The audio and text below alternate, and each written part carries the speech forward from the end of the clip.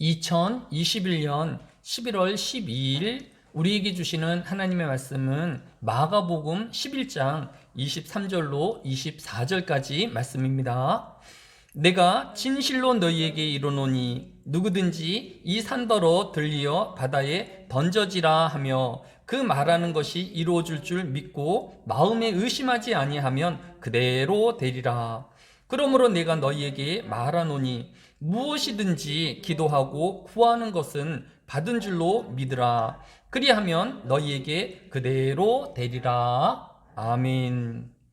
오늘 본문 24절은 무엇이든지 기도하고 구하는 것은 받은 줄로 믿으라 라고 하였습니다. 정말 하나님의 백성은 기도만 하면 원하는 것을 이루어 갈 수 있을까요?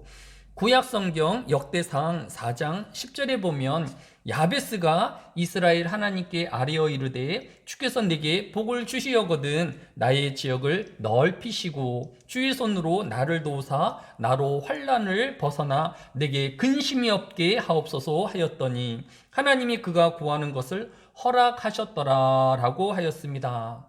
성경은 야베스가 자신의 지역을 넓히기 위해서 어떤 노력을 하였는지 기록하고 있지 않습니다.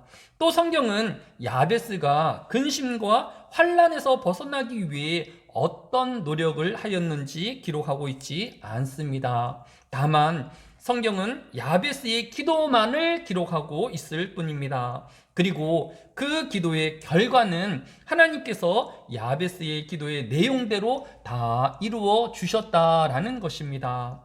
오늘 본문이 우리에게 교훈하는 것이 무엇입니까? 그러므로 내가 너희에게 말하노니 무엇이든지 기도하고 구하는 것은 받은 줄로 믿으라. 그리하면 너희에게 그대로 되리라고 우리를 교훈하고 있는 것입니다. 믿음의 조상 아브라함도 기도의 사람이었습니다. 아브라함 때에 하나님이 죄악의 도시인 소돔과 고모라를 멸망시키기로 결정하셨습니다. 아브라함도 소돔이 멸망할 것을 알고 있었습니다. 그래서 아브라함은 하나님께 가까이 나아가서 기도하였다라고 성경이 기록하고 있는 것을 볼 수 있습니다. 왜냐하면 소돔에는 자신의 조카인 롯과 그의 가족이 있었기 때문입니다. 창세기 18장 23절에서 아브라함이 가까이 나아가 이르되 주께서 의인을 악인과 함께 멸하려 하시나이까. 그 성중에 의인 50명이 있을지라도 주께서 그곳을 멸하시고 그 50의인을 위하여 용서하지 아니하시리까 라고 간구하였습니다. 이에 대해 하나님은 여호와께서 이르시되 내가 만일 소돔 성 가운데서 의인 50명을 찾으면 그들을 위하여 온 지역을 용서하리라고 응답해 주셨습니다. 이후 아브라함의 기도와 간구는 끊임없이 계속되어서 의인의 숫자가 50에서 45명으로, 45명에서 40명으로, 40명에서 30명으로, 다시 20명으로 또 10명에까지 이렇게 줄어드는 것을 볼 수 있습니다. 그러나 소돔 성에는 10명의 의인이 없어서 결국 멸망을 당하고 말았습니다. 그런데 소돔에 거주하던 롯이 성의 멸망 중에도 살아남을 수 있었습니다. 어떻게 이 소돔성의 멸망 가운데 롯이 살아날 수 있었을까요? 그 이유를 창세기 19장 29절에서 설명하고 있습니다. 하나님이 그 지역의 성을 멸하실 때, 곧 롯이 거주하는 성을 엎으실 때에 하나님이 아브라함을 생각하사 롯을 그 엎으시는 중에서 내보내셨더라라고 기록하고 있는 것을 볼 수 있습니다. 하나님은 아브라함이 왜 기도하는지 알고 계셨던 것입니다. 비록 자신의 조카 롯을 살려달라고 직접적인 기도는 하지 아니하였지만 인간의 몸과 마음을 지시는 하나님께서 아브라함이 무엇을 원하는지 너무도 잘 알고 계셨던 것입니다. 이 외에도 성경은 어떻게 보면 하나님의 택하신 백성들의 기도와 그 응답의 역사인 것을 깨닫게 되어집니다. 하나님을 믿는 모든 성도는 기도하는 사람이 되어야 할 것입니다.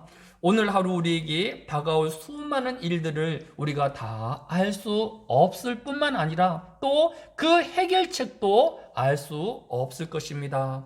그러나 우리가 하나님 앞에 기도하기만 한다면 아브라함을 하나님께서 궁히 여겨 주셔서 그의 롯과 그의 가족을 구원하셨던 것처럼 우리를 구원하여 주시고 또 우리를 보호하여 주실 것입니다.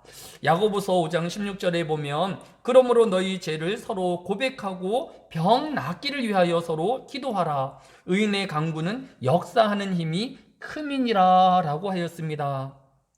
우리가 기도해야 할 이유는 서로의 병 낫기를 위하여 또 서로의 온전함을 위하여 함께 협력하여 기도하는 저희가 되어야 할 것입니다.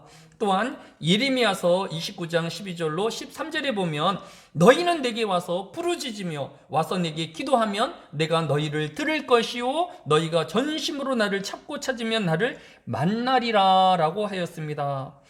이 예레미야서 29장은 너희가 나를 찾으면 이라고 하였습니다. 함께 모여서 기도하는 그 기도를 하나님께서 찾으시고 계시고 또 그 기도에 응답해 주실 것이다 라고 말씀하고 있는 것을 볼 수 있습니다. 하늘의 교회가 함께 모여서 전심으로 하나님께 기도하며 또 하나님을 만나오는 그러한 기도의 성전 되어지기를 주의 이름으로 축원합니다. 오늘 하루에 다가올 모든 일들을 위하여 하나님 앞에 기도하는 기도의 용사들이 되어지며 하나님의 동행하심과 보호하심을 체험하는 이 하루가 되어지시기를 주의 이름으로 축원합니다. 사랑이 많으신 아버지 하나님, 이 한날에도 하나님께서 우리의 삶을 감찰하여 주셔서 보호하여 주시고 인도하여 주실 것을 믿습니다.